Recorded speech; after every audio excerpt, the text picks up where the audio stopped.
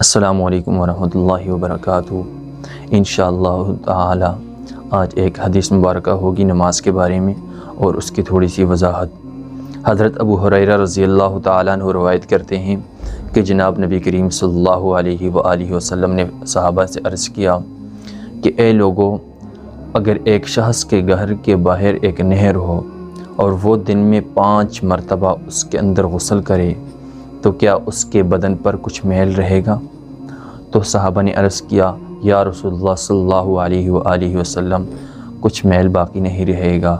تو نبی علیہ الصلاۃ والسلام نے فرمایا یہی مثال 5 نمازوں کی ہے کہ یہ گناہوں کو اسی طرح مٹا دیتی ہے۔ سامعین محترم، اگر نماز کو صحیح طریقے سے پڑھا جائے تو یہی نماز ہمارے لیے روز قیامت نجات کا سبب بن جائے گی۔ دیکھیں حضور صلی اللہ علیہ وآلہ وسلم نے فرمایا کہ اگر کوئی بندہ ایک نہر کے اندر 5 مرتبہ غسل کرتا ہے تو اس کے بدن پر کچھ میل نہیں رہتے، اور یہی مثال 5 نمازوں کی دی۔ اگر ایک مومن ایک دن میں 5 نمازیں پڑھتا ہے تو اس کے گناہ اس طرح ختم ہو جاتے ہیں جس طرح انسان کے بدن سے میل ختم ہوتی ہے۔ سامعین محترم، مگر شرط یہ ہے کہ یہی نماز صحیح طریقے سے ادا کیا جائے۔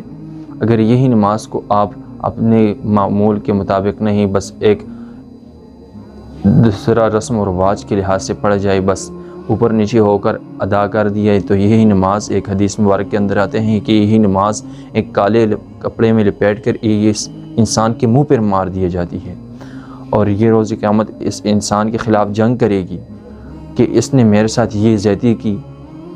اللہ تعالیٰ مجھے اور آپ سب کو صحیح طریقے سے نماز پڑھنے کی توفیق نصیب فرمائے، اور اللہ تعالیٰ ہمیں جتنی بھی احادیث مبارکہ ہے اپنے زندگی میں اپنانے کی توفیق نصیب فرمائے۔ وآخر الدعوانا ان الحمد للہ رب العالمین۔